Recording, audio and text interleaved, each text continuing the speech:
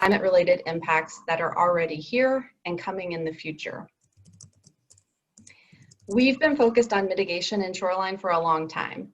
We've measured our carbon emissions and set goals to reduce them by 50% by 2030 and 80% by 2050. Our 2013 Climate Action Plan identified opportunities to reduce emissions for both city operations and the community as a whole. Now, electricity in the City of Shoreline comes from Seattle City Light, which is primarily powered by hydropower and considered a carbon neutral energy source. So a lot of what we've done to address climate change within our city has really been focused on reducing emissions from transportation, because that's where most of our emissions come from. As you can see in the graph, we've made some progress from 2009 to 2016, but we have a long way to go, and we'll be measuring our emissions again next year to see how we've done through the end of 2020. While we continue to work on reducing carbon emissions, climate change is already impacting our community. So we need to make sure that we're prepared to protect the health of our people, our economy, and our environment as our climate continues to change. We started thinking about climate change impacts in terms of flooding and our stormwater system in Shoreline. Our 2018 Surface Water Master Plan said that some areas in the city are already prone to flooding and could be made worse with climate change. You can see a few examples of common areas of flooding in Shoreline here at Northeast 25th from Ballinger Creek and over by Ronald Bog. I'm sure that will be a familiar spot for those of you who regularly travel through there. That plan also said that we should conduct a study to make sure we were really thinking about increased rainfall intensity in the future and designing projects that could really accommodate those long-term changes and impacts for our community. So our climate impacts and resilience study started in August of 2019, and it just wrapped up this summer. Cascadia Consulting Group and Herrera led the project with staff from many different city departments. While the study was focused on our stormwater system, it also identified climate change impacts and areas of vulnerability for the broader community, and is really helping to lay the groundwork for updating our climate action plan, which we hope to be able to start next year. So the study had 5 core activities. Use the latest climate change research to identify historic trends and anticipated changes for our community as our climate changes. And you can read the results of that deliverable in an observed trends and projected climate change impacts for the City of Shoreline memo, which is available on our website. The study also was working to conduct the climate vulnerability assessment, create educational materials that could be easily understood by the public, develop a tool to help city staff analyze climate impacts for our capital projects, and to suggest recommended strategies to help the city adapt to climate change in a resilient manner. So that's what we're going to talk through this evening. But first, we have a poll question for you. Heather, could you pop that up? Yes. 1 second. Here I go. So which of the following climate change impacts are of concern for Shoreline? Increased rain and rainstorms, hotter days, sea level rise, or all of the above?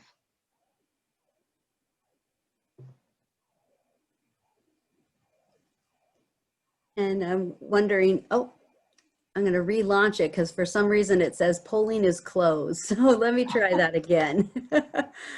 All right.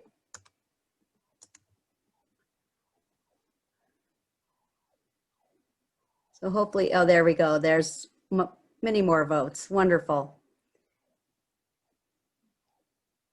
So hopefully everyone can see where they can vote on this. We're just missing about 10 more. You just take a second to do that.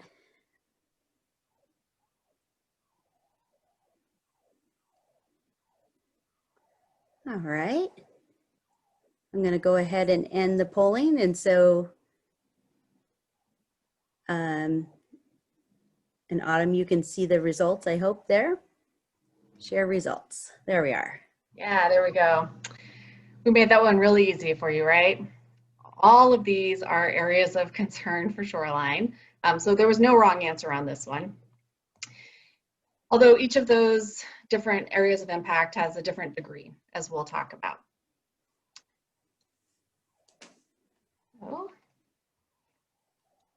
So the first goal of the study was really to identify where we've been in the past and what was predicted for our future. The research shows that climate change has been occurring for decades and is expected to continue in the future. We anticipate that climate change will create some new challenges for our community and also worsen some existing challenges related to 4 key areas: temperature, rainfall, local water resources, and sea level rise. The 2 biggest areas of concern for us in Shoreline are really temperature and precipitation or rainfall.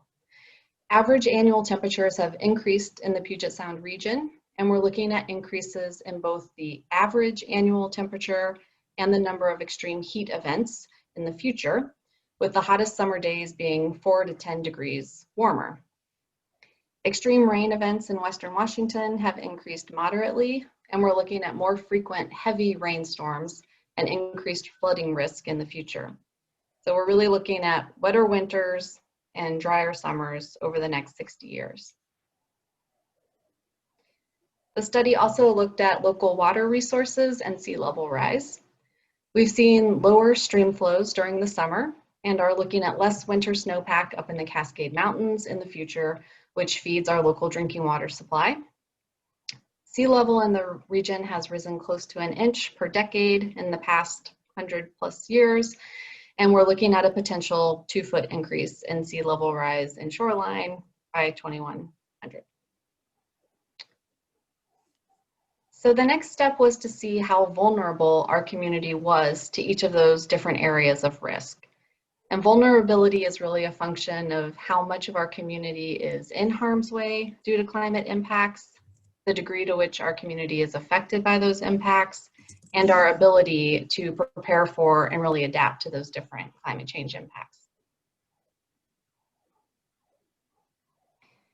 The assessment identified, categorized, and prioritized climate change vulnerabilities within 4 key focus areas: public health, safety, and emergency services, buildings, development, and transportation systems, natural systems like wetlands and parks, and the stormwater system.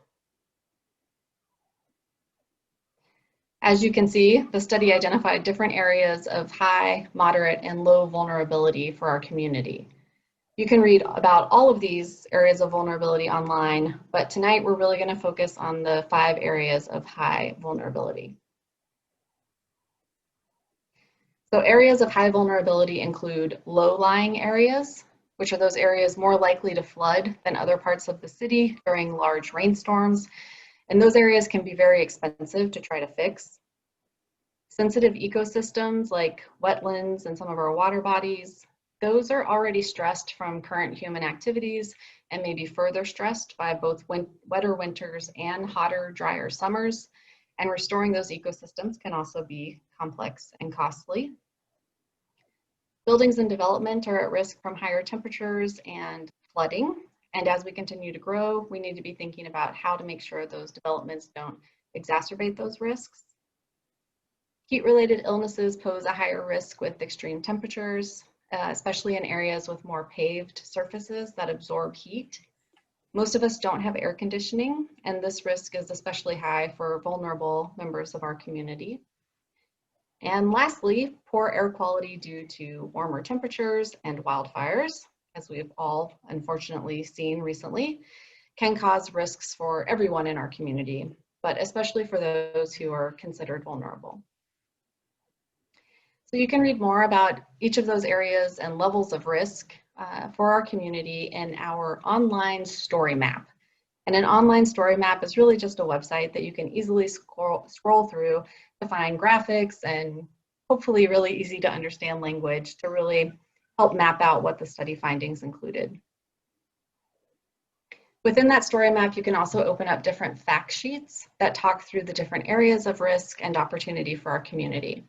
So that includes a built environment fact sheet and a public health, safety, and emergency services document which shares some timely information right now about public health impacts associated with wildfire smoke and increased mental health stress from climate change, which a lot of people are confronting these days. You can also read about areas of concern related to our natural environment and our stormwater system in those fact sheets, which you can find both within that story map and on our city website. And we'll share the links to that, those documents into the story map with you as well. Each fact sheet also includes a section that talks about what the city is currently doing to address the risks and additional steps that could be considered moving forward. So yes, we are sort of highlighting these are the areas where we have risk, but we're also highlighting, okay, here's what we've done about it so far, here's what we're looking at moving forward, and here are some other opportunities that our community could consider to really make sure that we're resilient. And all of this information is going to be feeding into the next update of our climate action plan.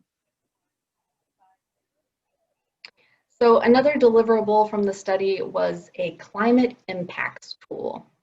This is a GIS-based tool that was developed specifically to help city staff identify areas of vulnerability related to climate change and consider how they could increase resiliency when planning capital projects like bridges, sidewalks, parking lots, and new buildings. The tool has a series of steps for staff to follow to see how their project relates to each of the 3 key focus areas shown on the screen here. So the first is surface water vulnerabilities. As we just heard, we're more likely to see more intense rainstorms in the future, and new projects need to not only look at what the historical norms have been and what our current conditions are, but to also think about, okay, how do we design these projects to make sure they're safely dealing with more intense rainstorms in the future. This map shows areas of greatest concern for failure, flooding, and other negative impacts from increased rainfall intensity. And that includes low-lying areas, areas with current capacity problems for moving stormwater during heavy rainfall events, areas where sea level rise is a concern, which, as you might imagine, is really along the coast. Redevelopment areas where we know the landscape is likely to change as the city grows, and areas with known data gaps that we need to address moving forward. So staff are asked to use the map to determine if their project is located in a surface water focus area. If it is, then the tool provides some recommendations on how that project could potentially improve surface water management by doing things like reducing the amount of impervious surfaces, which are surfaces that water can't soak into, and installing more green stormwater infrastructure like rain gardens that can capture and disperse runoff from some of those big storm events. The second focus area looks at areas where we have known urban heat islands. Urban heat islands are areas where roofs, pavement, and other dark-colored hard surfaces absorb heat and tend to be warmer than shaded or vegetated areas. It's the difference that you feel on a hot summer day if you're walking down Aurora Avenue compared to walking in a forested neighborhood park. Staff are asked if their project is located in an urban heat island, and if so, they are encouraged to think about how their project could promote cooling by doing things like adding trees and vegetation, installing green roofs or white roofs, or adding even shelter for people to access shade in the project area. And the map here is showing you that areas in yellow have a smaller differential between the temperature observed in that area and the area next to it, and areas in red are showing that they're warmer compared to the area surrounding them. So if you look on the map, okay, over by the coast, we've got a lot of trees, not as much hardscape, not as many tall buildings and pavement, and you have the coastal influence, so it's cooler. Along Aurora, it is warmer, and some of these other red spots correspond to places where we have really large parking lots and really large roofs, like some of our schools. What oops, sorry. We have the question, what do the black stars mean? Oh, so the black stars, so whenever you first, if you're a city staff member and you're using the map, the city stars are indicating where your project is. So each star right now is indicating a different project area. Thank you. The last focus area in the tool is equity and justice. We know that climate change impacts will disproportionately affect vulnerable people in our community. Some populations that may be more vulnerable to things like extreme heat include people who are very old or very young, people who have respiratory illness, who work outdoors, or who experience homelessness. So the tool is really designed to help staff ask how their project could both affect vulnerable and marginalized populations, and how they could build equitable climate resilience into their projects. That means using strategies and methods that don't perpetuate historical injustices and inequities that are based on race, ethnicity, income, and other factors. It also requires meaningful community engagement and relationship building that should be considered from the start of a project, and that really engages a diverse group of community members. We're going to hear more about how equity and climate change intersect during next week's webinar with King County staff. So I would definitely encourage you to attend that one if this is a topic of interest for you. So the consultant also developed a set of recommended strategies to increase our resilience to climate change. So this is a sampling of the 6 highest priority near-term actions that could help build resiliency into the city's stormwater system and increase the resilience of other infrastructure and natural systems throughout our community. There are 17 strategies in total, which apply to recommended policy and regulatory changes, city programs and services, and engineering and design standards. Again, you can read all about those strategies in detail in the final report, and we will continue to revisit and revise these strategies over time. We are also in the process of reviewing those strategies with staff that are leading different master planning efforts within the city. So the study identified specific recommendations for building climate change into the scope of work for future updates to our comp plan, our transportation master plan, obviously our climate action plan, and even things like our Ronald wastewater district comprehensive plan and our economic development strategy. The idea is to really make sure that we are consistently working to both reduce and prepare for climate impacts in all plans that relate to our city services, our local economy, and our environment. Now, while the climate impact study highlighted future work for the city, I did want to say that we have done work in the past to both reduce future carbon emissions and increase the resilience of our community. In April 2017, the City Council created the Deep Green Incentive Program, which encourages deeper levels of green building throughout the city. Deep green really refers to an advanced level of green building that requires more stringent standards for energy and water use, stormwater runoff, site development, materials, and indoor air quality than what is required by the building code. That program was expanded in April of 2019, and depending upon the level of green building certification that a project achieves, it can qualify for different types of exemptions or waivers related to fees and some development code requirements. In March of last year, the city and Forterra also launched the Green Shoreline Partnership, which brings together thousands of community volunteers and local nonprofits and businesses to create a sustainable network of healthy forested parks and natural areas in Shoreline. If you are a longtime Shoreline resident, you know that there's been a lot of great work on the volunteer front in our city parks for a long time, and this is really continuing some of that great work. Back in 2018, the city also worked with the Mountains to Sound Greenway Trust and other partners on a pilot project to remove invasive species from Ballinger open space and replace them with about 2,000 native trees. That project actually received carbon credits for the ability of those trees to help sequester or remove carbon from the environment.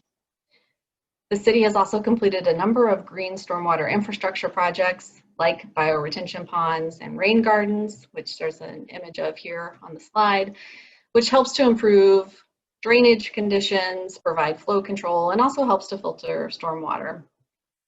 And then lastly, I just wanted to share that we are active participants in the King County Cities Climate Collaboration, which is a network of about 17 cities in the Port of Seattle, all working together on climate policies, programs, and actions to really help drive aggressive climate action in our region. That's primarily focused on reducing greenhouse gas emissions, but it also is starting to talk more about climate preparedness and making sure that we're resilient with these forthcoming impacts. Those are just a few examples of some of the things that we've been doing in Shoreline. You can read more about our work to reduce carbon emissions and prepare for climate change in our 2019 Sustainability Report, which is available on our website. And you can also get more recent updates in our next annual Sustainability Report, which is scheduled for release early next year. And of course, you can also play a part in all of this work. There are two things you can help with when it comes to rain events in particular. One is you can help reduce flooding and keep water clean by adopting storm drains in your neighborhood.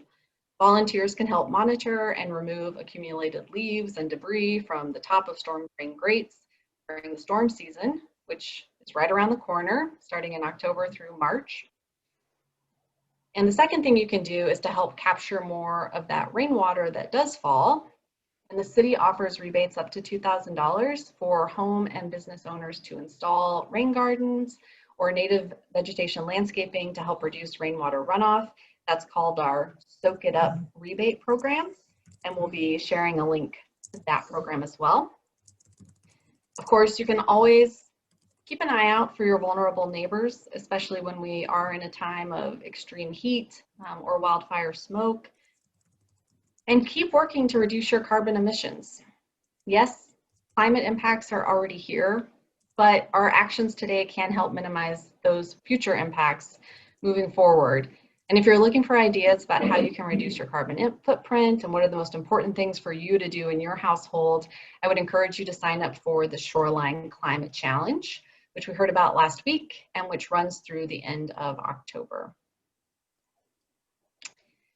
You can learn more about our general sustainability programs at the city and actually access the story map and read the full climate impact study report, look at all of those fact sheets, and find additional local resources around some work that's happening at UW and with King County at our website. If you go to shorelinewa.gov/sustainability, and then if you look on the left, you'll see there's a climate, water, and energy and an adaptation and resilience page where you can find all of that information.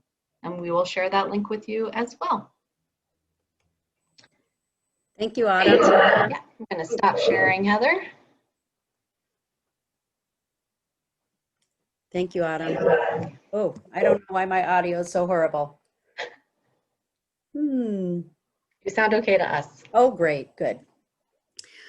I had a couple of questions here from folks. One is, any plans for incentives to shift home energy use from fossil fuel gas to heat pump electric? I will say that that's a topic that has come up as a question. Most cities that are able to offer incentives for that type of switch in your fuel use are usually the electricity or energy utility themselves. So we don't at this point have any options on that front, but I would say that I anticipate this will be something that comes up during our discussion about updating the climate action plan next year. Wonderful. And another question is, interesting tool that you've created, is that kind of tool common for cities to develop? It's definitely becoming increasingly common for cities to be identifying some sort of tool that they can utilize to figure out how they are really addressing future climate change impacts for their capital projects and for their operations. The specific type of tool is probably differing, but yeah, this is a topic of deep concern for most communities now around the country. And let's be honest, Shoreline rocks, and they're doing a great job.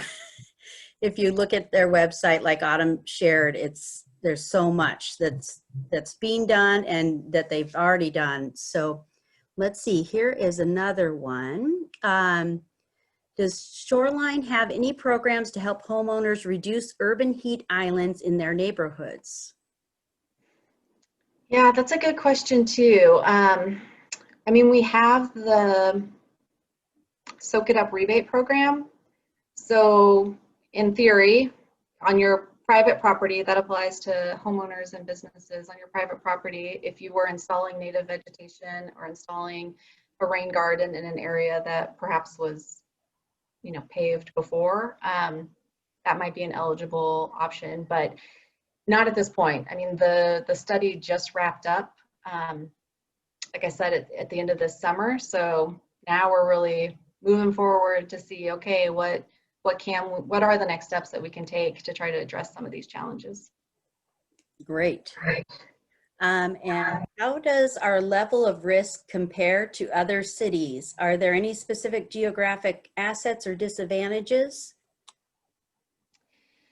Well, you know, we have a bit of coastline here in the city, but there's not, I mean, there's development along it, but it's really the BNSF railway. I would say that our overall perception after completing the study was that, you know, we knew that rainfall and heat were going to be continuing issues for our community, and the study sort of reinforced that. So the good news is that we're not at risk of, you know, our town being inundated by sea level rise or not having access to fresh water in the summer at all. But there are things that we just need to be planning for. So another question was, should we be planning for and adding forest fires to that list, the initial categories? Yeah, so we talked about that with the consultants, and we definitely are concerned about smoke from wildfires, right? I mean, we unfortunately all just, you know, suffered with that, not even being close to a fire, you know, all of last week. So forest fires themselves weren't identified as something that we have to worry about necessarily within city limits. But definitely the smoke from not just Washington, but, you know, West Coast fires impacts us. And then let's see, it would be nice to get tax breaks for all the green steps we've taken so far. And I would just say, before Autumn answers, that I think throughout the series, you're gonna all learn about some amazing programs. There's so many. So stay tuned on that, but I'll let Autumn address that. Yeah, I'll just add that if you sign up for the Shoreline Climate Challenge, you can access information about any federal or state tax breaks, incentives, and rebates that are available through our local utilities and through different levels of government associated with everything from, you know, purchasing an electric vehicle to upgrading your home heating system. Great. And is Shoreline planning on more EV fueling stations, requiring these on commercial buildings? There's a conversation happening right now with the regional code collaboration, which Shoreline staff are participating in, along with city staff from throughout the county and the county, to talk about EV charging and if there are, you know, additional developmental requirements that, you know, folks might want to look at or consider. I would say we are certainly supportive of additional EV fueling stations wherever we can get them. We saw in our 2019 sustainability report that the number of registered electric vehicles in the city of Shoreline had really just greatly increased since we had last measured it in 2016. And I think we had over 600 registered EVs just within our community that we could easily find. So certainly are supportive of EVs. That's awesome. And sort of related to that is there any, does the city offer any residential solar programs or rebates?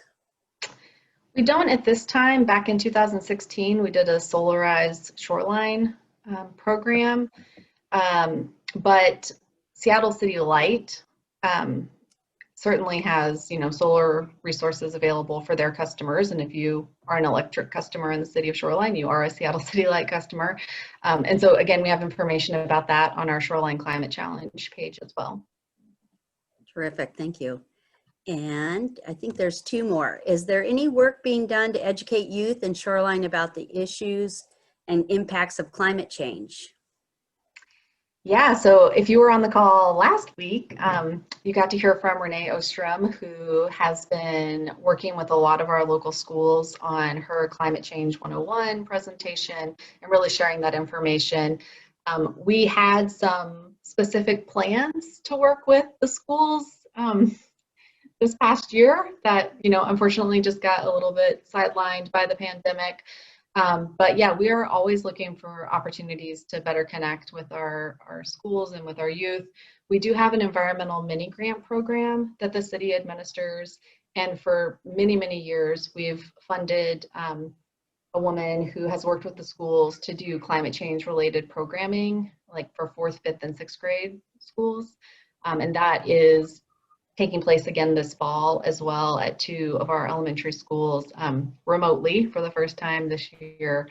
But yeah, we are always looking for more opportunities. And if you know teachers that are interested in climate change, we have some really great curriculum and some great resource guides through the Shoreline Climate Challenge that we would love to be able to share with them.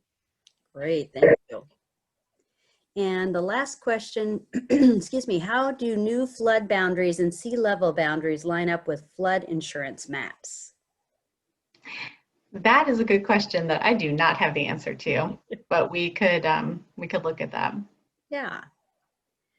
All right. I think that we'll wrap up the questions for Autumn right now. We will have some Q&A at the end, but I wanted to really quick take a poll on how many people are watching.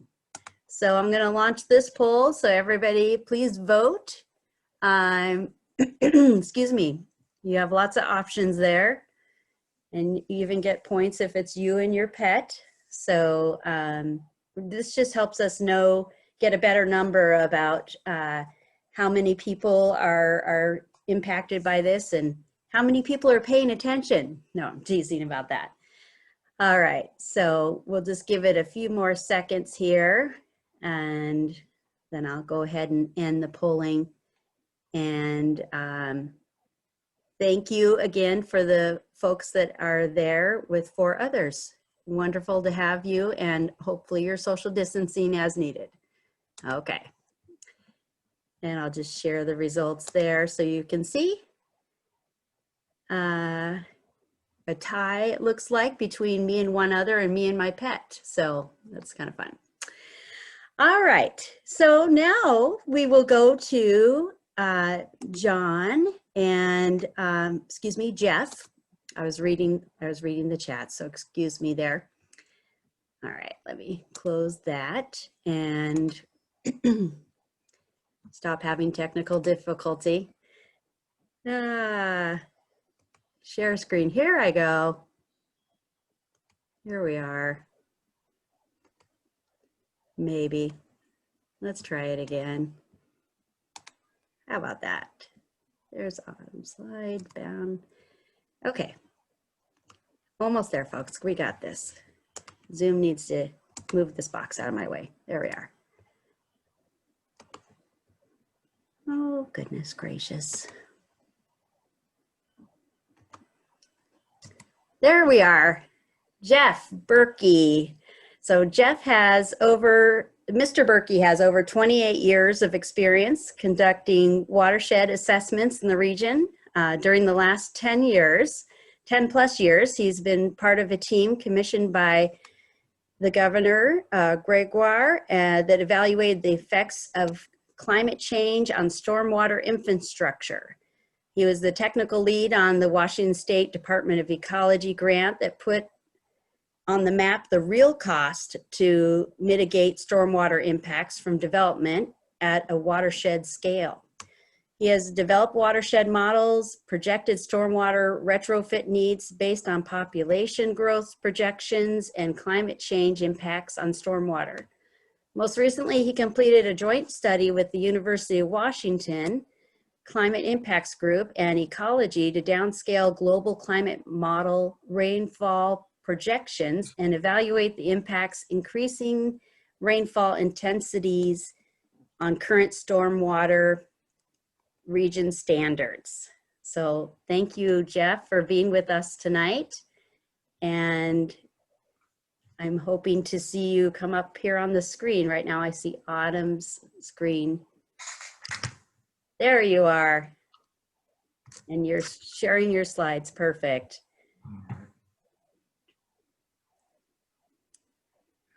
Thanks, Heather. Let me pull up everyone's screen here. Looks good on our end. Okay. So my name is Jeff Burkey, and I'm been with King County for a while, as you just found out. And I've been doing watershed stuff for a while. So I'm in the Department of Natural Resources and Parks, Water and Land Resources Division, the Science and Technical Services section. So it's called Science for short. And I certainly wanted to thank Ani for this opportunity to present some of the stuff that we've been working on. And I was going to do a background, but the buttons disappear when I'm presenting, so I can't do that. But in honor of Ani, last time he was gone, he was when I was involved, he was in the Bahamas vacationing, so I wanted to have a backdrop of the waves and the wind and surfing. Anyway, so we'll move on. And what Jeff's referring to is Ani was our original speaker and then was unable to, so Jeff is standing in for him. Thank you so much. Right, yeah. So just a little bit of background to get you up to speed so you can understand everything that's going on. So what is hydrology? When you hear the word hydrology or the hydrologic cycle, essentially that is the tracking of water as it goes through the whole circular system. So for instance, you have clouds, and then it falls in precipitation, which is either the ice or snow or rain, falls on the ground and either can infiltrate or not, but it will slowly migrate into streams and rivers and then goes back into the ocean, and then it'll evaporate and it does it all over again. So that's a hydrologic cycle, and that is what the global climate models do. And it's actually an ensemble of a whole bunch of models that do bits and pieces of all this stuff.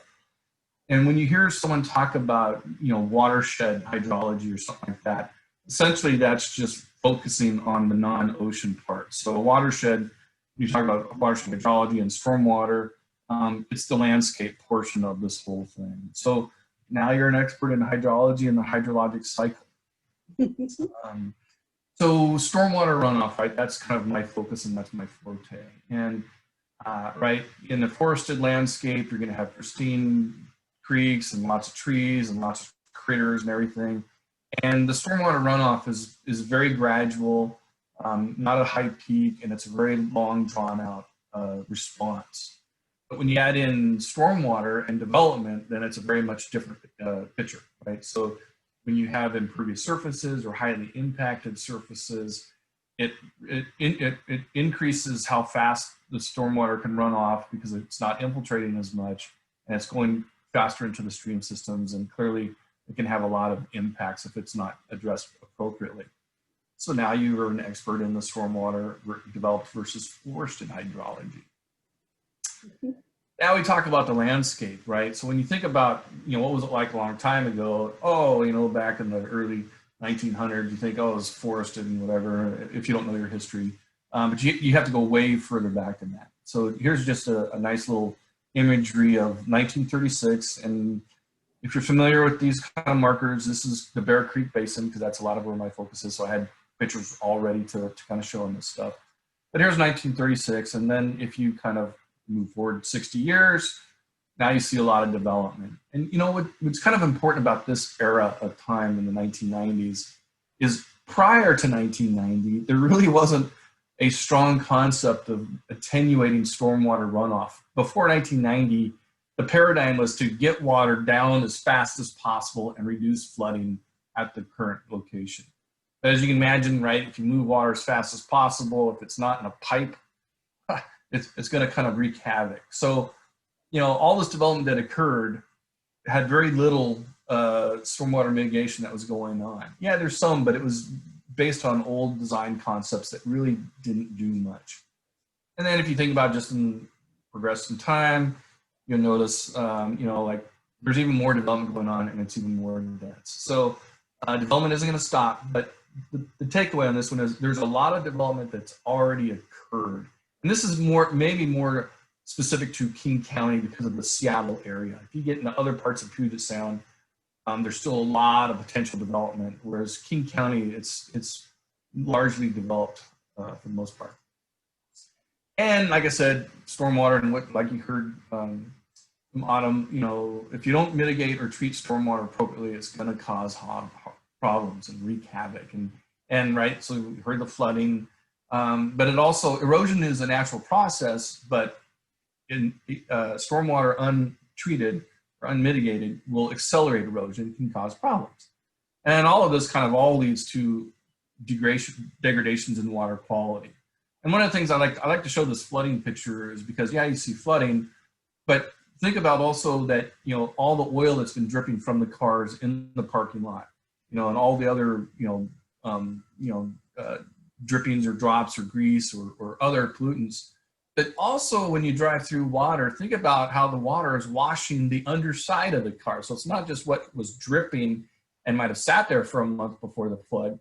It's also the cars that are present there right now getting rinsed, you know, rinsed and repeat kind of going on. So flooding is a really big problem for more things than what people generally think. So I just wanted to highlight that.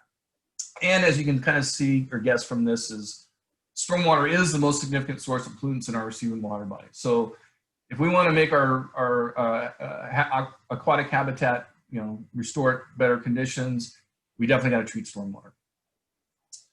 And then focusing on stormwater again, just kind of exposing you to kind of what is the gradient of kind of conditions. Here's a nice thing that the WSU extension generated. And I want you to focus really on this is the red, right? So the red is surface water runoff. And in forested, right, you wouldn't expect a lot of surface water runoff, so there's really no red. And then the pasture, you have impacted surfaces and maybe some farm roads or whatever. So you're going to get a little bit of the surface. And then right in the suburban, you got roofs and roads and driveways. And so you're getting certainly more. And then the cities, right, clearly mostly impervious. But now they're trying to really, you know, start retrofitting and reducing their impacts. But so, right, more development, more runoff, and it needs to be addressed. And so how do we kind of address these? All right. So you've heard about rain gardens and probably a few other things, and bioretentions, right? So rain gardens and bioretentions are largely the same thing, except for bioretention usually means there's more engineering involved, and you can have some under drains here, and usually bioretention is kind of meant to capture and treat a larger area than a rain garden. And then you've probably heard of cisterns, and I got to do my plug here is cisterns, not rain barrels. Rain barrels are a drop in the bucket, unintended. They will not do the job necessary to even have an effect unless you have a whole bunch of rain barrels, and then you just have like a ring of them around your house kind of thing, and that would all. So whoever came up with the rain barrels as a program a decade ago, they should have talked to a hydrologist because rain barrels are not good. Anyway, probably the other thing you haven't really heard much about is the deep well injections. And these are really effective and efficient, but they also require treatment because what it does is you can have a small area collecting a bunch of water, and it can be in very poor draining soils, meaning water can't percolate or infiltrate very well. And then you can punch it down into a lower area that can actually receive the water. But you don't want to contaminate your groundwater. So for deep well injections, you want to have a pre-treatment facility as well. And there's some risk because what if you have a semi-spill and whatever, you know, so there's all trade-offs and everything. But you probably haven't heard about that one. And then the other one, my kind of personal favorite, are dry wells because, you know, they're very easy to do. You can do it yourself. All it is you dig a hole in the ground, and you can kind of, whatever your surface runoff is on your area, you can drain or direct it towards that hole in the ground with a lot of gravel, and then it will slowly infiltrate into the ground. So it's very low cost, highly effective. Did it in my own house. When we bought this house, had a river running across the driveway because of the neighbor upstream, and multiple neighbors upstream, and we just put in some French drains, and then we directed it all the way around to a dry well, and now we don't have a river going across our driveway. So highly effective, very inexpensive. So I definitely am a favorite of that one.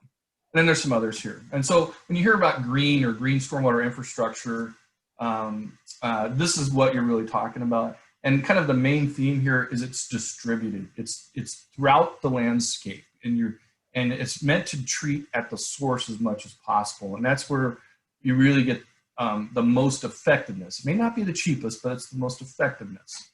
And there's maintenance associated with it as well. So when you have the green, then you got the gray. And the gray, I'm sure you're certainly maybe more familiar with. That's detention ponds and infiltration ponds. And where you don't have a lot of area on top of the ground, you can go underneath the ground, and they're vaults. It's all the same. It's just a vault's underneath the ground with a lid on it, and ponds are on top of the ground with no lid on it. And they are definitely meant to be more regional. They're certainly more expensive, but they're also quite effective because you centralize all your efforts into one area, and you're treating a much larger area. So they are certainly part of the picture. They're not the complete picture, but they're a big part of it.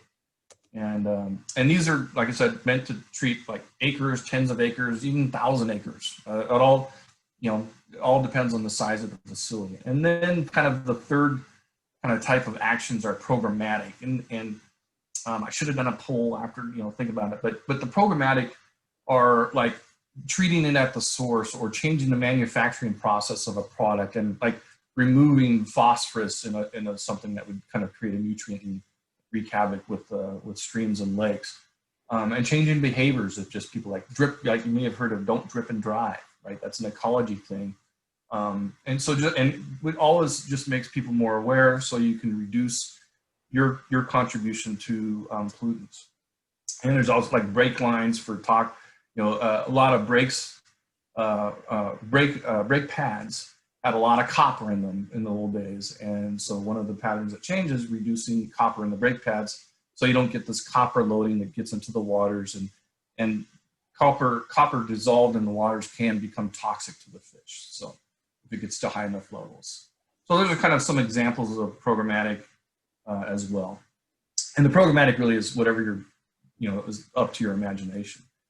And you may start to think about, well, this is sounding expensive, and you're right. Like the intro that Heather read, we started putting actual real hard numbers to what kind of mitigation strategies and what would be the costs. And we're realizing that it's definitely in the billions, and I'm talking billions just for King County. And because it's going to be so expensive, we're also talking multiple generations as well. So it's not an easy solution. I'm not even saying we even have the right solution. It's going to be, this is our best guess at it right now, and we know it's going to be expensive, and it's going to take a whole shift in priorities and desires, and to really make a big impact. So because it's really expensive, how do we do it smartly?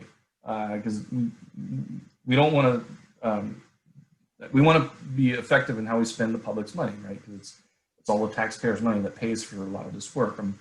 And so in the last 6 years, we've really started to see a couple of really nice tools that are evolving and maturing, and they're kind of optimizations, and they're using, like, heard the term genetic algorithms.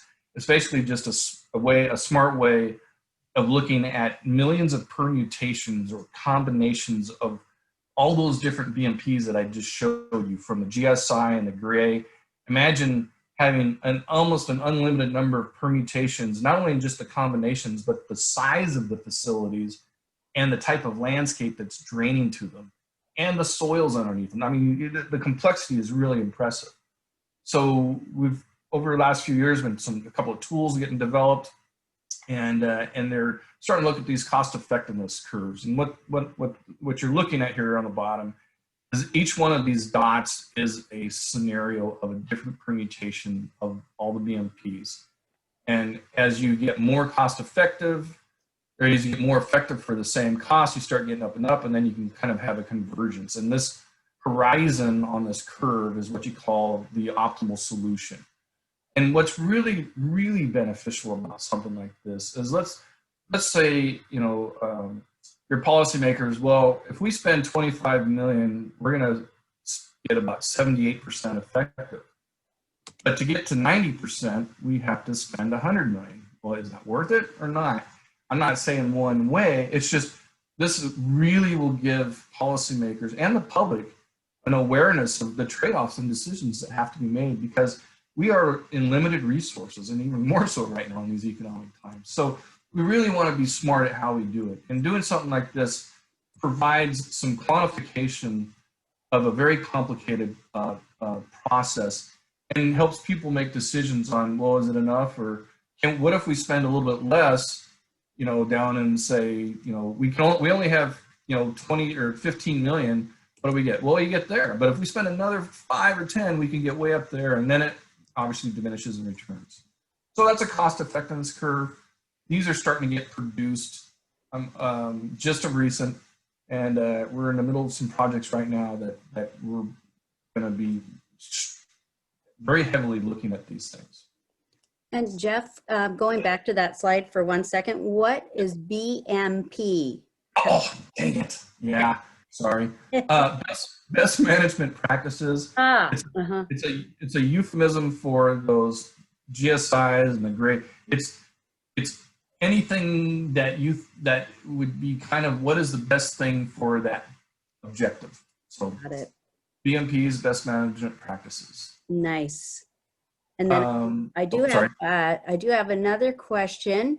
Are there incentives from local governments to get companies that put in driveways and sidewalks to use the permeable surfaces rather than just concrete or asphalt?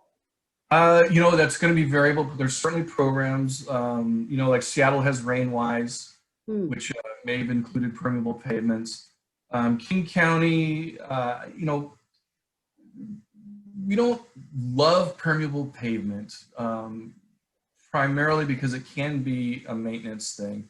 But one of the limitations, permeable pavement is not really good for high traffic areas because it's porous pavement that doesn't have it's not like a solid brick of pavement or asphalt. It's porous. It's still very strong, and but it's not meant to be on high traffic roads. But porous pavement can be used for driveways, sidewalks, parking lots. And the other part of porous pavement that needs to occur is a sand filtration underneath the system, because if you don't do the sand filtration, you're not treating anything. And remember I talked about dripping on the pavement, and so you have to treat the runoff from porous pavement. So it's very good for certain conditions. There's no doubt about it, but it's not like the end all for everything. But like the question was for driveways. Absolutely. And another thing you can do for driveways is instead of paving the whole driveway, you can pave just the strips for the tires, right? So you're reducing your impact that way. So there's many ways to kind of get at the same thing. And yeah. So. Awesome. And then going back a little bit further, I apologize, but do you line your dry well with geofabric?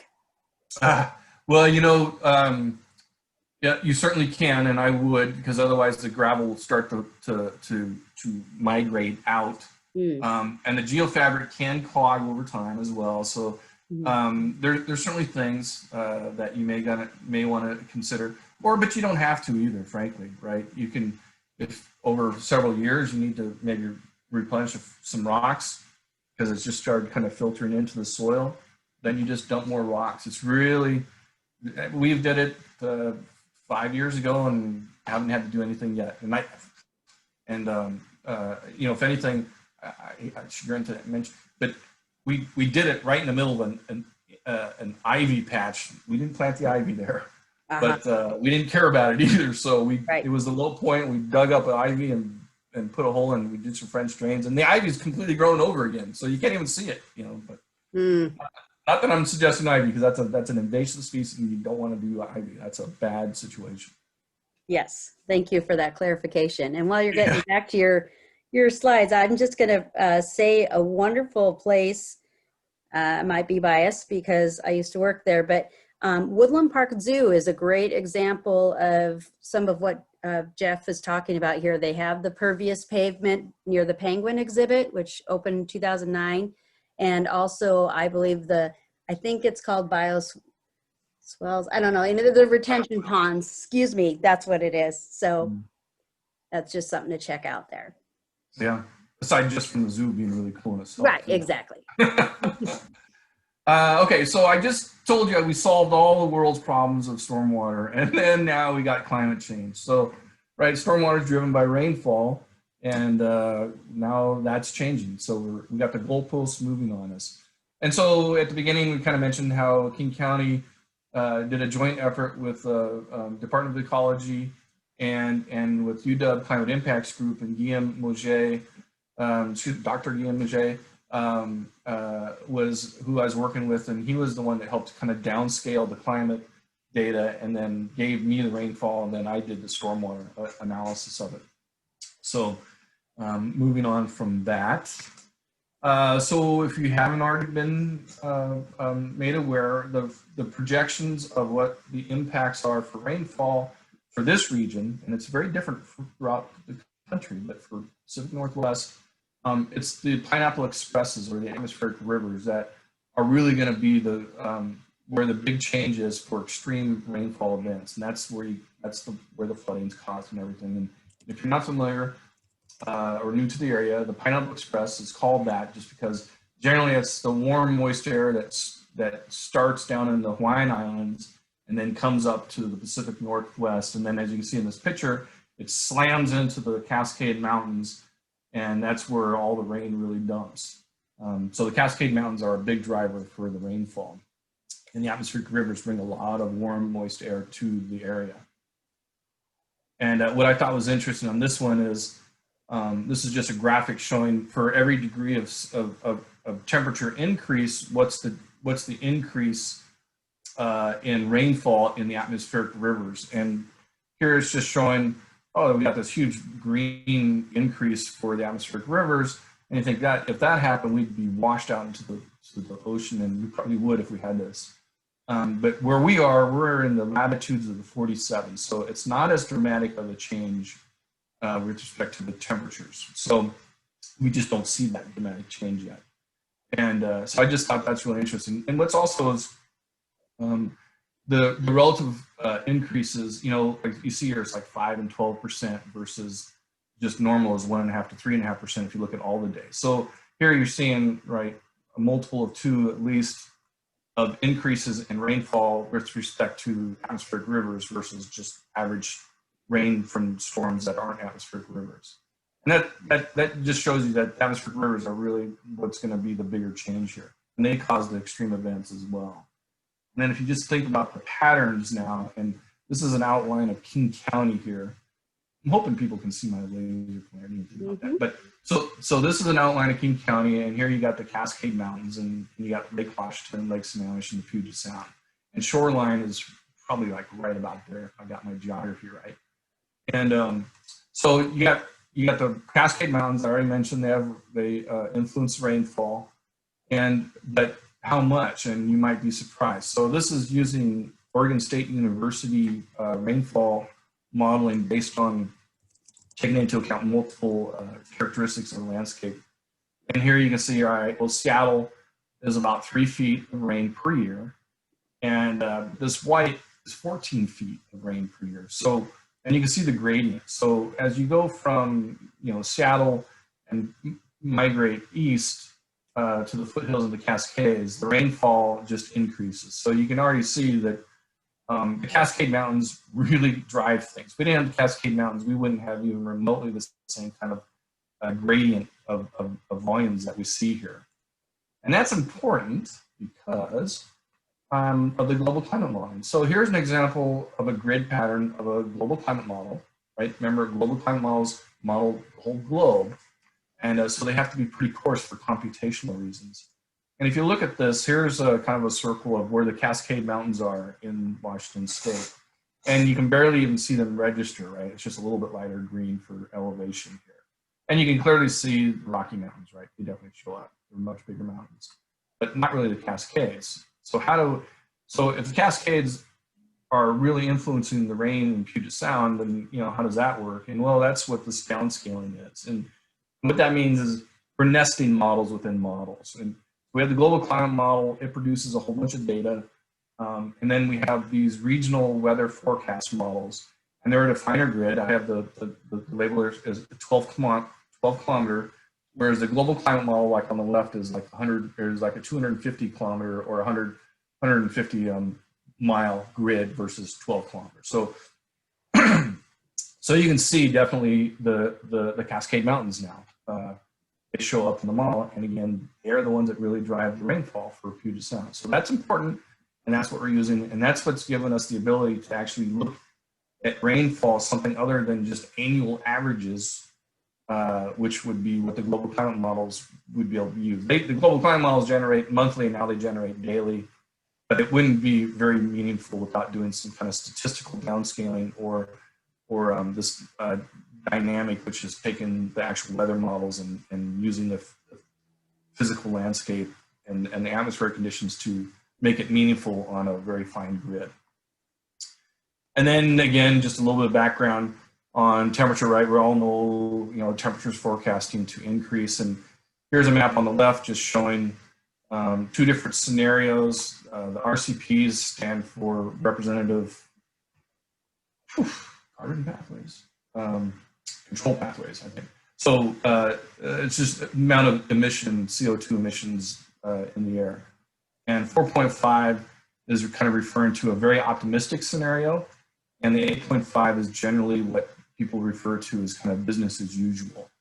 I would certainly say that since this whole COVID thing, probably business is permanently changed, we might be something more in the between now, because clearly there's a lot less traffic being generated, a lot less pollution maybe.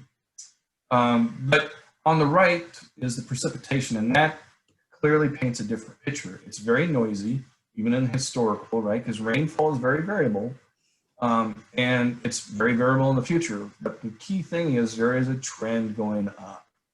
And that's the important thing, is there is a lot of variability.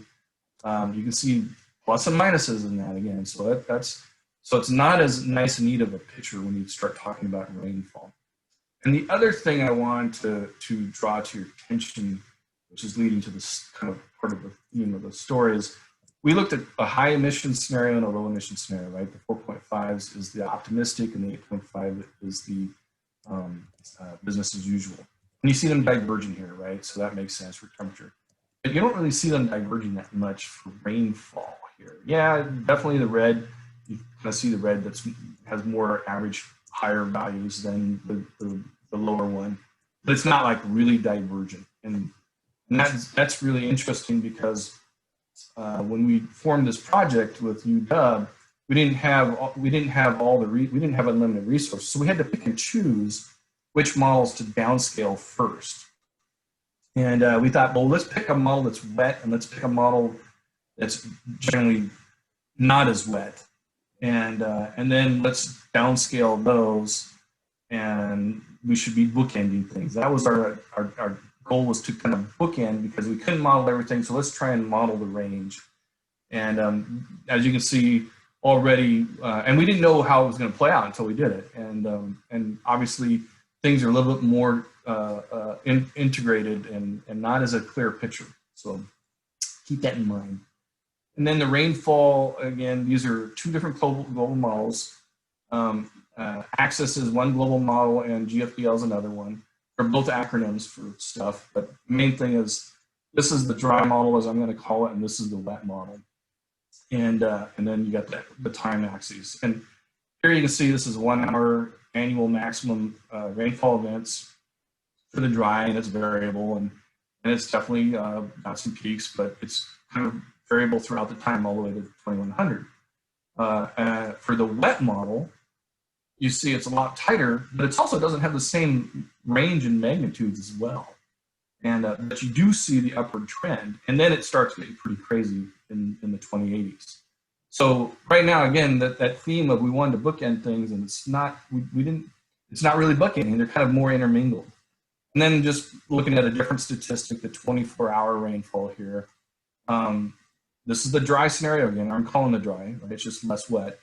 You have quite a bit of variability on an annual basis of what the 24-hour annual maximum rainfall is. And you got some big peaks here, and it comes down, and then you get some big peaks. And again, in the wetter scenario, it's tighter, so it's more consistently wet, but doesn't have the big extremes. But then it starts getting more extremes and more extremes, and clearly there's a trend going on as you go forward. So again, it didn't bookend like we're expecting, so keep that in mind. And then just one more, just kind of showing not only does the model matter, which models and which emission scenarios, but it's also the time of year when you look at things. So here's a plot. You can see the y-axis or the x-axis. Here's time. And when you hear people talk about the 2080s, what that really means is they're looking at a period between 2070 and 2099, and that's reflective of the 2080s. Because when you're looking at climate data, you can't just look at a particular year or 10 years because it's so variable that you want to take, depending on the statistic, you want to like look at a 30-year window. And so when you hear the 2080s, it generally means between 2070 and 2100. And just kind of ignore these two lines because that's a different location. But so these two are the two emission scenarios again, right? And they're very kind of similar for a 30-year moving average. And it's like, well, okay, that's not really bookending like we're hoping. But they're kind of having to display very similar results. And that's for the 2080s. Well, okay, what if we looked at the 2050s? Well, that's a very different picture. In fact, the less wet scenario is actually producing more rain on average on a 30-year moving average, right? And the wetter scenario is not as wet, but it has an upward trend. So, I mean, so what I'm trying to highlight here is just, it's not only the models and it's not only the emission scenario, but it's also the window that you pick. So that's also important. Maybe the 2070s is the most critical, or maybe 2050s. And it completely depends on the climate model as well, because there's a reason why they call it an ensemble when you're looking at climate change, because there's 30 climate models out there that produce very ranging results, and so you want to look at the whole range and then make some interpretations of that. You don't want to look at just any one or couple. In this example, we looked at two models, and clearly the results are quite unexpected for what we thought we were going to get. And then I'll just kind of pull it out, and that's looking at historicals. But then so when you hear about, oh, that was a 25-year storm event or a 10-year or a 100-year storm event, when you're talking about rainfall, those are generally based on an intensity, duration, and frequency, or an IDF curve. And the only thing I want you to take away from here is you have a rainfall rate, and you have the duration of a storm. And then each one of these lines reflects a return frequency, all right? So the 100-year, 75, 50, and you keep going down. So when you hear these type of statistics, this is where they're going to be pulling from, either from a map where you have lines based on how rainfall patterns on the ground, or you have gauge stations where you have the data to do these type of things. And this is just an example of showing the wetter scenario for the 2080s and for the CTAC area. For the CTAC area. And then, so what does that mean, right? So that's just telling you how much rain, but how does that compare to now? Well, so you take those same curves. I'm just going to go through one example here of the 100-year curve. So if you think about, I'm only going to be looking at this purple curve here on the top. And so what you see here, remember I talked about the different time periods, right? The 2080s and the 2050s. So how do those compare relative to in what we looked at as the 1990s? So generally when you're talking to the climatologist people, they're going to say the 1980s, and or historical. And historical means from like 1970 to 2000-ish kind of thing. And here I'm looking at the 1990s. So that's 1970, 80, or 1980, 90s, and 2000. So we're comparing to modeled data to modeled data. And that's kind of important because all models are wrong, just some are less wrong. And so we want to remove any of that bias or error. And so we're comparing modeled results to modeled results. And here it's just kind of interesting that for the 100-year, the low emission scenario, you have the 2050 or the 2050s. It shows, oh, there's an increase in intensity, but then as the storms get longer in duration, then the change compared to the 1990s kind of really goes away. And frankly, if you know, the statistics says it gets actually a little bit smaller. But these are, you know, 48 hours, that's 2 days and 3-day storms. So essentially it's saying no change after about, you know, 1.5 days, there's not much of change. In looking at the 2050s compared to the 1990s. In the 2080s, it's a little bit different picture, right? It actually says, oh, it's a little bit less for the really short intense, like 1 hour, but then quickly they get bigger in the 2080s in the less wet scenario, and then it just kind of goes up. So that's the less wet scenario. And then when you look at the wetter scenario, it's a little bit different picture. And again, you have the 2050s for the wetter scenario, and it's like, well, that kind of looks a lot like the 2080s for the dry scenario, or for the less wet scenario. So that's interesting.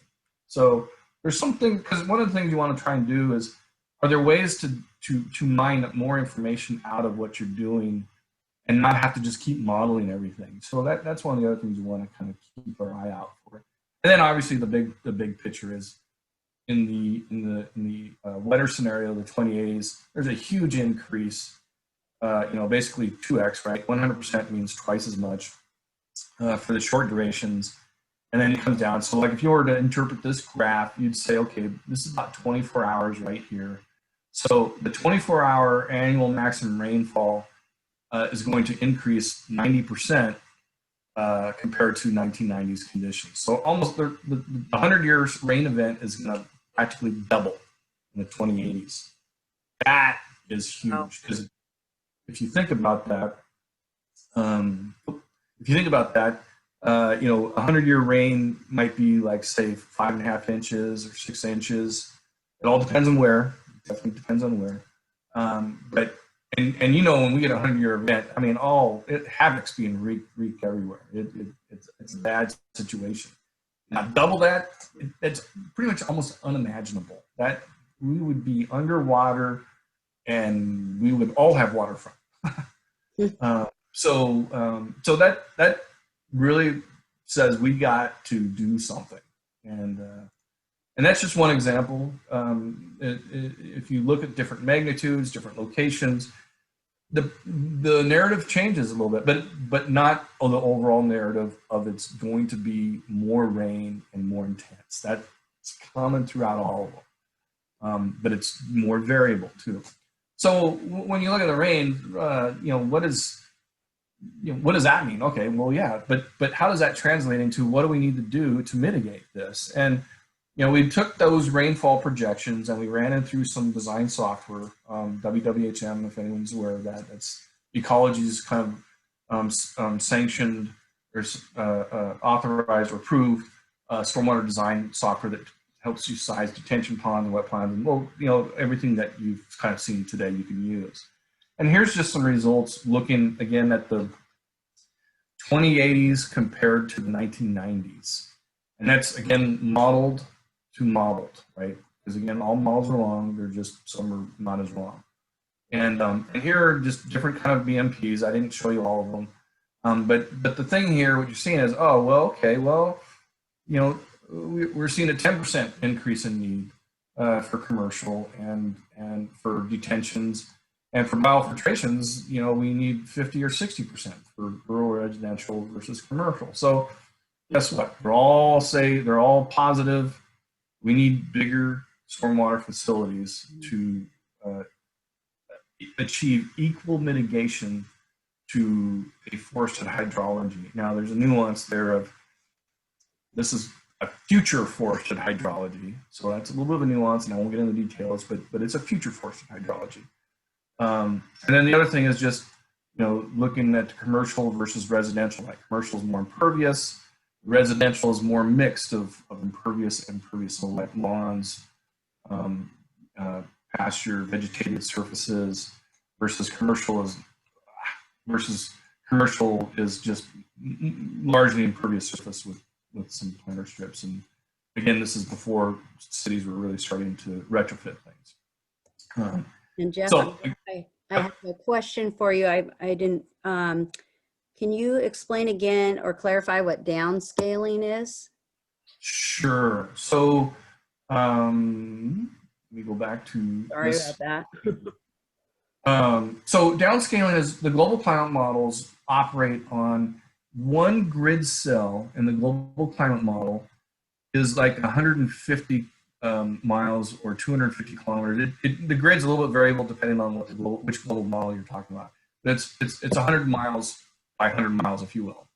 That's one grid cell, and that means for that one grid cell, you're saying all the atmospheric conditions are the exact same in that entire area. Well, that entire area is all of King County.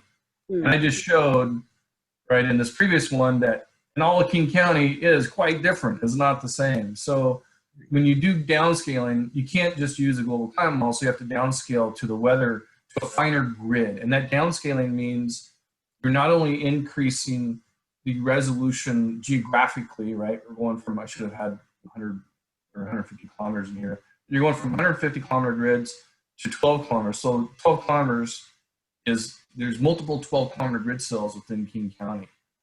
But you're also increasing the time scale. So like I mentioned in the global models, generally they produce monthly values just because of the scale, the coarseness, but they also produce daily values as well too. And maybe some of them might even nowadays even do more ones. It's all computational limited, really. It's not, that's the limitation, it's just computational time. And then the regional, you can go down to hourly. And you can go finer, but it's kind of pointless because you're projecting out 100 years and you're trying to take a global climate model that's giving you monthly or daily, and you're trying to say what is going to happen in any given hour. So to go finer than an hour is a little bit stretching it. Yeah. So that's what downscaling. And there's different ways to do it. You can do it. I'm showing here the physical model using the weather research forecast model, which is it's one of the main models used for just the local weather forecast that you see on TV. They're using that. That's one of the main models that they use. Got it. But there's also statistical downscaling, which we have there's rainfall gauges all over kind of the area, okay. And you can use those rain gauges to statistically take a climate modeled rainfall on a 12 kilometer grid, and then using local observed conditions, you can quantile map it down to site specific to that gauge. Now, when you do a quantile mapping, you're kind of morphing what the forecasted climate model is saying, and you're kind of saying it's more reflective of kind of historical conditions, just with more rain. And so there's pluses and minuses. It's very easy to do, and you can do it on a lot of places, and you'll kind of be in the ballpark. But dynamic downscaling is definitely a far superior technique, but it's also very more computationally intensive. I mean, like to run the downscale for the climate modeling, it was essentially, I want to say 1 month of 24/7 computer time per decade of climate modeling processing. So it takes a lot, and these are big parallel processings that Cliff Mass's group is using to do that. Yeah, I think you're starting to use way too big of science words for me. Sorry. Yikes. And I think you were about to get there with that image you were showing. Yeah, that one there, like kind of like helping bridge the gap between this detailed work that you and your teams are doing and kind of how it relates to us that knows way less. Right. So sorry, folks. My bad. So what we're doing is we're taking the rainfall from these climate models, and we're putting them into some design software, and we're looking at, if we were having to size a detention pond or rain garden or a bioretention, what would it have to look like now to mitigate the future rainfall? And so that's what this graph is really showing. And it's variable, but the theme is consistent, that the sizes of how big they have to be now to mitigate future is 10 to 60% in this example. But when you look at the more variability of stuff, it's anywhere from 10 to 100%, which can be not that expensive or really expensive, all depending on the type of stormwater facility or BMP or rain garden that you're doing. So that's a really quantifying what we kind of thought was the case, but now we're starting to put actual numbers on it. And again, these are based on 2 climate scenarios, so I just want to keep that in mind. But kind of a summary of what we saw if we want to start addressing climate change is the detention ponds and everything have to get bigger. And if you remembered, I was talking about how the commercial has mostly impervious, and the residential and houses and rural areas have a mixture of impervious and vegetated landscapes. And what was really interesting about this is the relative change in the future was not as dramatic on the more impacted impervious surfaces as it was in the combination of vegetated and impervious. And that's because when rain falls on pavement, it behaves the same. It has the same response. It falls on the pavement and it runs off. Now in the future, it's just more rain, but it's still behaving the same. It's just more of it. When you have a mixture of vegetated that allows infiltration and impervious, the vegetated surface doesn't behave the same in the future. The infiltration capacity of the soils starts to get maxed out, or you have higher water tables. So you have things that, okay, well, when rain in a rural area, rain falls on roofs and roads, and yeah, it's going to get worse, but it's still behaving the same. Whereas on the vegetated, it can't infiltrate. So now that water that was infiltrating and then slowing down, if you think about that forested hydrograph where it was kind of flat and long drawn out, that was kind of like, say, a vegetated surface. But now if it gets saturated and it can't infiltrate because we were putting more intense rain on it, it actually starts to act like impervious. So it actually starts to run off more. So when you look at the rural mixed vegetated and impervious surface in the future for rainfall, it has a much bigger impact. Now, the overall impact is clearly not even as the absolute value. Water coming off of 5 acres of an ag land or rural residential is going to be far less in magnitude than 5 acres of impervious commercial city. The magnitude of that, but the relative increases in change are definitely where there's it's very interesting. Didn't really think about it, but when you start looking at the results, like, wow, why is that? And then it's like, oh, wow, yes, that makes sense. So one of the things of doing this, and then I won't belabor this, but I always want to know, well, how good are the models? And they were variable and not as good as what I was hoping for. So here I'm just showing that we have the global climate models the global climate models also produced the historical 1990s. But I also wanted to compare, okay, and then I created the hydrology runoff from that, and then I sized the stormwater facilities. But I also wanted to take the actual observed rainfall for the same 1990 period using the same sizing software, and how big were those facilities. And kind of surprising is the global climate modeled data for the exact same time period, for the exact same land use, produced on average anywhere from less than 20. That was one of the scenarios, or one of the BMPs, but all of the others were greater. So anywhere from -20 to over 60% increased in facility size just because of the technique. And what was also more interesting but pleasantly surprised is the wet scenario was far more accurate than the less wet scenario or the dry scenario. So the scenario that created far worse conditions and projections was actually more accurate in historical conditions. So that's a good thing. And so that, I thought that was a nice, pleasant surprise. And it was really accurate. It was like plus or minus 10%. So it was really job well done by the climate group for that one. And so what does that lead to? It leads to, well, we wanted to come up with some guidance for King County Stormwater Design Manual updates, and potentially also for the states as well, for ecology, since ecology was funding this work. And that means, okay, well, we saw that we're going to have larger BMPs to start becoming, addressing these climate change impacts and become more resilient. And is it better to do it now versus in the future? That's a whole different question, because there's lots of pros and cons to that.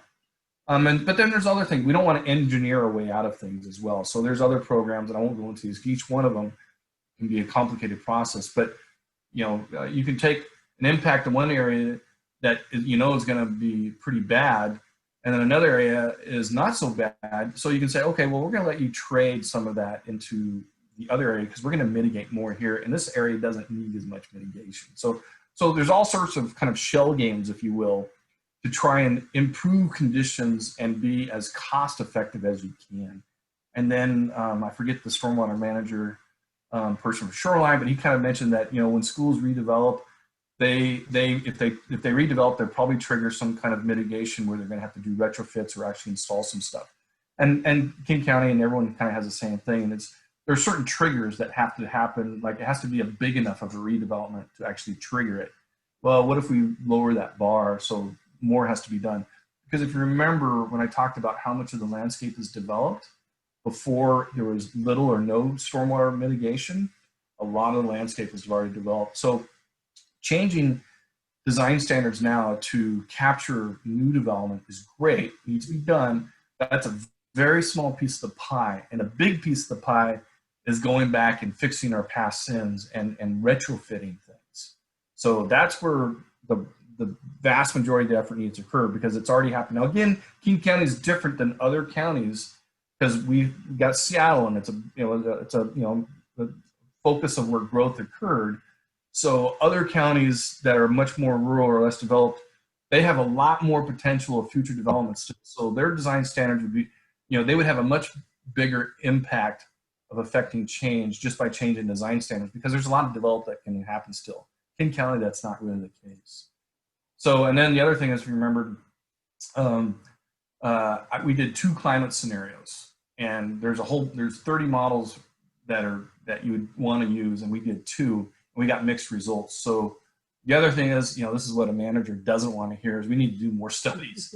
But when you start thinking about the amount of uncertainty out there and the amount of dollars that we're talking about, you certainly want to be a little bit more rigorous in what you're doing. And then, like with Shoreline's, their tool, which was really cool, showing that where are all the trouble spots? I forget, risk assessments, or I forget what the term was, but that was pretty cool, because that would be our next step. Is we have the tools now to say, okay, we know how bad the stormwater is going to be, or we think we know how bad the stormwater is going to be, but how does that affect current infrastructure? Like, where's it going to flood? So, like culverts underneath roads, they may be fine right now, but 30 years from now, they might be overtopping. So we want to, our next step is to look at our existing infrastructure and find out what the criticalities are of it, and where do we need to start focusing replacement or maintenance efforts. Or maybe we change a maintenance effort at one crossing as, oh, this is greatly undersized, and so if we have to fix a failing pipe, maybe we should upscale it quite a bit. Versus another one may not need the same level of upsizing because it's already has the capacity or closer to the capacity.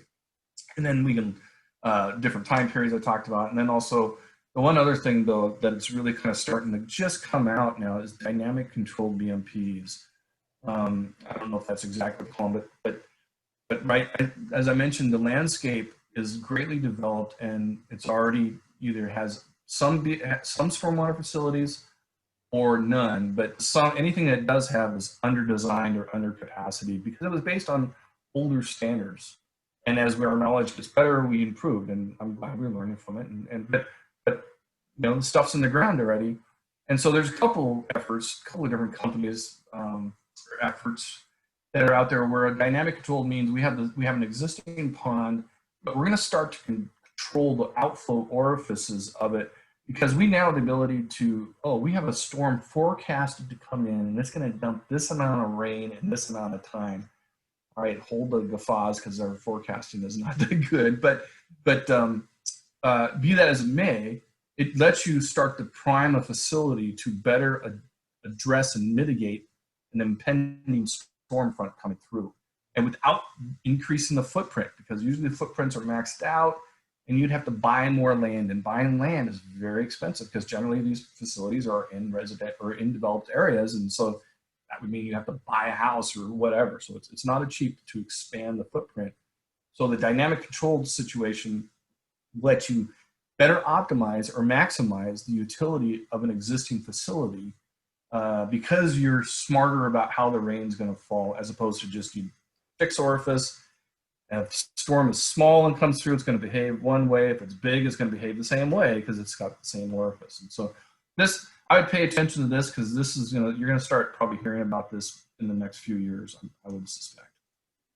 And then kind of I think the last things is the county is doing a lot of stuff, and what I've listed right here, I'm not even going to say is all of it, but this probably totals literally like $6 billion to be spent over the next 30 years.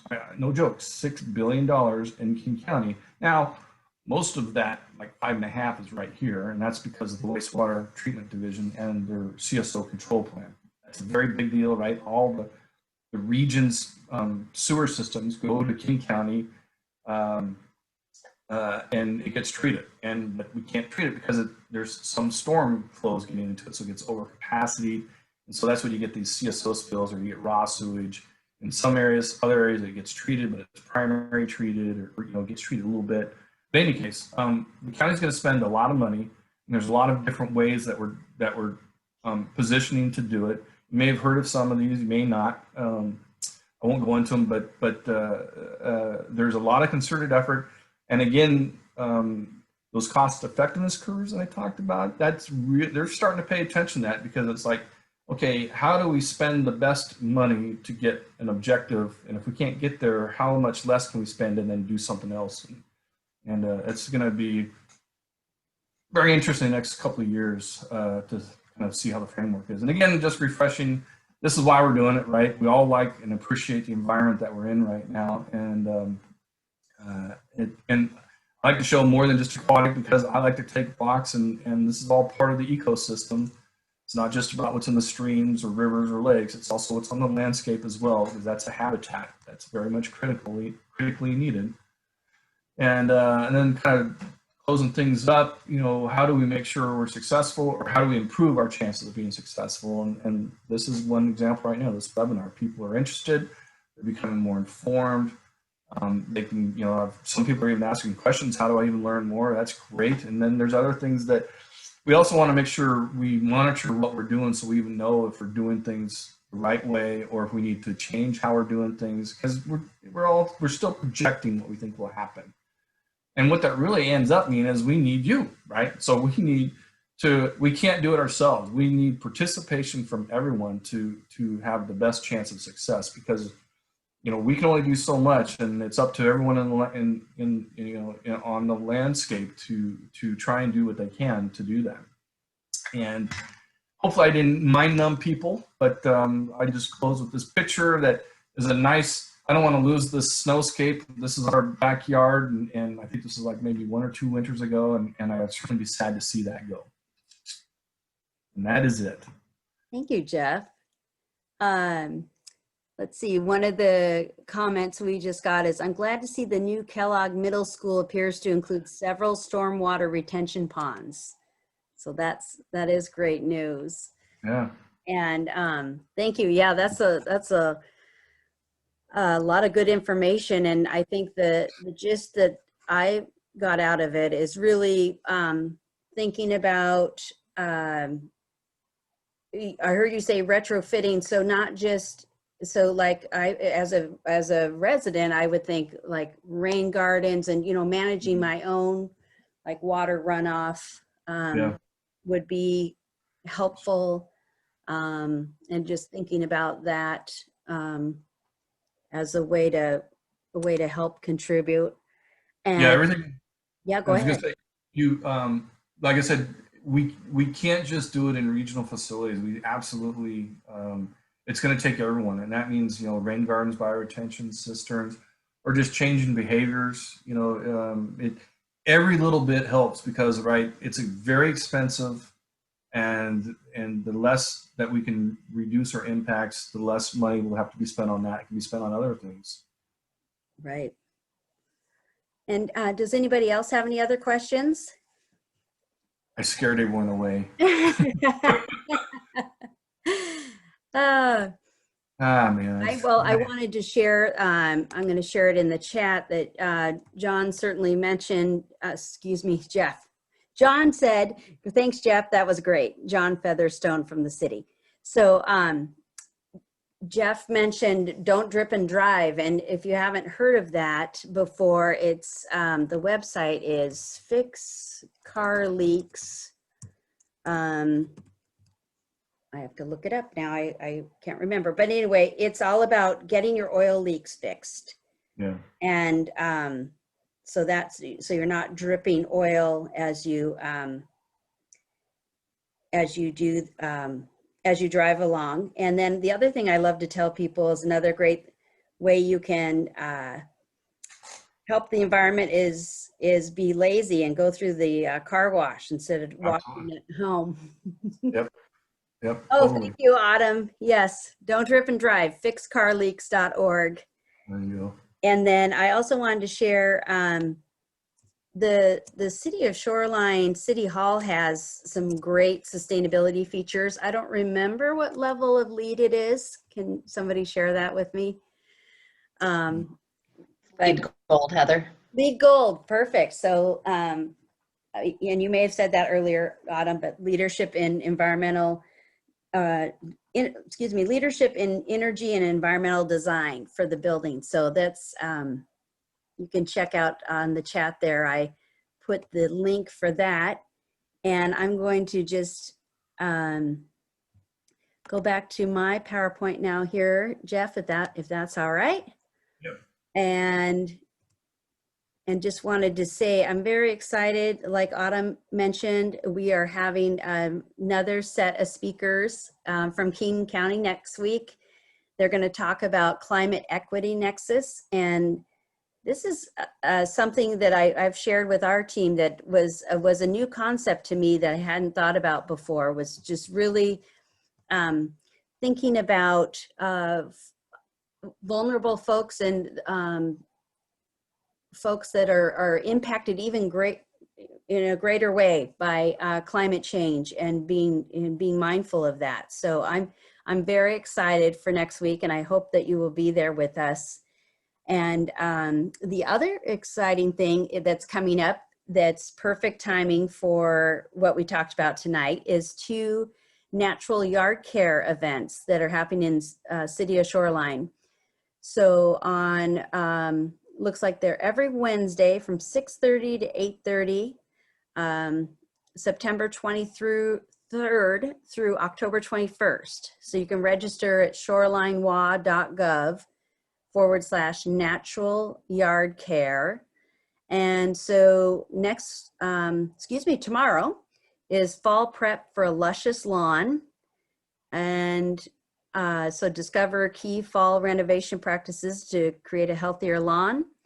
Honey, I shrunk the lawn. This is what I want to do because mine's just too big to mow. I bought an electric mower, but I need a second battery for it. But learn how to turn a struggling lawn into a Pacific Northwest paradise.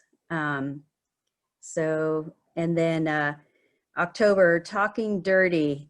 Explore the power of compost, mulch, and soil amendments to transform your landscape. October 14th, Successful Gardens for the Pacific Northwest. Learn how to best design attractive garden beds with native plants that provide multiple benefits. And then the October 21st, Fall Garden Prep.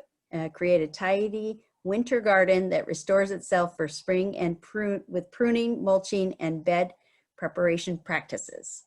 So that'll be great. And I encourage folks to sign up for that. And I didn't know if there was any more questions. Let's see here. Looks like there might be. Let me go back to looking at the chat. I'm gonna stop my share here for a second. All right. Did anybody else have anything? Oh, it looks like there was a question about, if you go to the, again, shorelinewa.gov, soak it up. You can request a site visit to get more information about rain gardens and native vegetation landscaping. And Patricia, thank you, Patricia. She said also fix all other car fluid leaks. You're right, not just oil, but the oil, transmission fluid, anything, even